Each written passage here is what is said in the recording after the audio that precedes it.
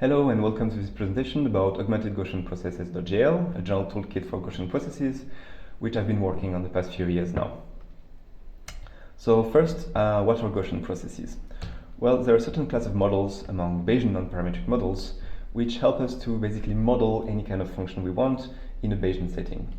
What it means is that we can make uncertainty quantification about the predictions we make, and other really cool stuff like having easy hyperparameter optimization without any cross-validation or anything like this.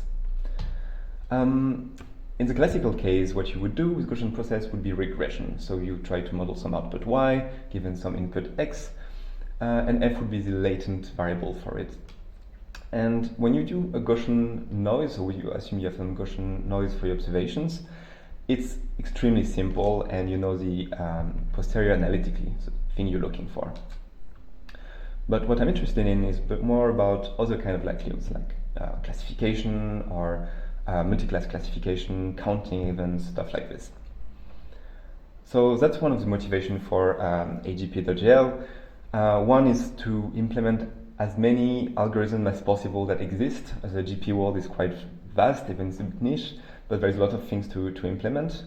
To use it for my own research, which leads to very efficient inference, so very fast training times, and also to implement all the tricks in the books to make everything a bit faster and easier. So I was speaking about the GP world. In terms of models, for example, you have sparse GPs, which are basically making GPs scalable for larger amount of data. Online GPs, if you want to work with streaming data. Multi-output GPs, if you have multiple outputs. And what I mentioned before, non-conjugate GPs are for here, for example, for classification. All these methods are really nice, but most of them don't have an exact inference method. So you have to use to approximate some approximations. And a lot of techniques exist, and again, that's also something you want to have for a lot of as many options as you want to have. So in what exists right now, I'm citing the biggest packages.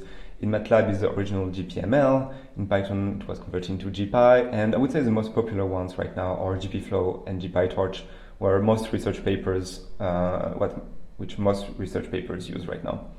In Julia, we have Stheno, that you probably know from William Tebbutt, who did just before, GaussianProcesses.jl, and my package, AugmentedGaussianProcesses.jl. So what my package has so far is exact inference. If you want to use normal GPs, you can.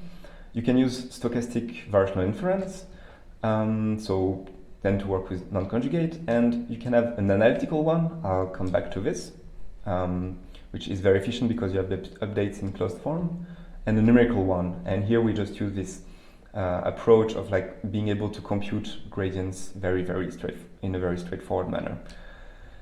And you can also do sampling. In the same way that we have analytical updates, we can use Gibbs sampling. Again, I'm going to give you a short description about it. And Hamilton Monte-Carlo, which would come at some point. In terms of likelihoods, I tried to make a large catalog already with regression likelihoods, classification, multi-class, some counting likelihoods, and more, which are really easy to add. So I just want to make a really quick talk about what my research is and how I can apply it to make things a bit more interesting. So in statistics, there is a certain type of distribution that can be written as a scale mixture of Gaussian. So here is this integral from 0 to infinity. So you can just imagine an infinite sum of Gaussians with a varying variance. And here with variance omega, we have put a prior on it. And given the prior, we can actually have different likelihood. So for example, student-y or logistic. And now we can use this property to augment our model, hence the augmented Gaussian process. So we add omega to our model, and by adding omega, we are able to get what we call full conditionals. And these full conditionals will help us in many ways for inference. We know them in closed form, so we can just directly get a Gibbs sampling algorithm. And these algorithms tend to be much more efficient than more classical methods like Hamilton and Monte-Carlo. I mean, here you can compare with results I got from Turing, where the Gibbs sampler tends to go much faster and has a better correlation. The same thing can be applied for variational inference. You can basically converge in 1 or 2 iterations to your optima, which is an extremely fast inference. So and this also scales to big data when you start to use sparse Gaussian processes, but this is a bit less interesting. So to implement new likelihoods, well, you need some derivations. I'm actually working on making this a bit automatic, but this is an ongoing research project. But it doesn't require so much effort in the end. So I just want you to make a small demo about what you can do with it with Pluto. So here I'm just loading some packages. I'm making a big list of different likelihoods, and I'm creating some data with my favorite toy function at the sink. So here is my data. You see that it's very noisy, and I use the student likelihood for simulating the noise. And here I just give my data to my model, give a kernel from kernel functions, likelihood, and a way to solve the problem. And I just need to train it, and then I can make all the predictions I want on some test data.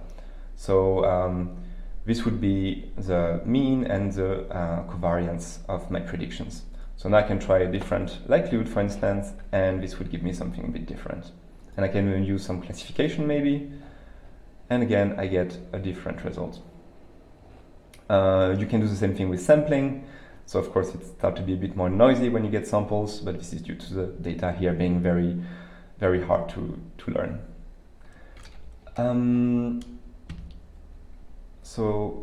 But now what is left to do is basically to add more likelihoods and more inference, because a lot of new stuff is coming and it's very exciting and would be interested to add to it.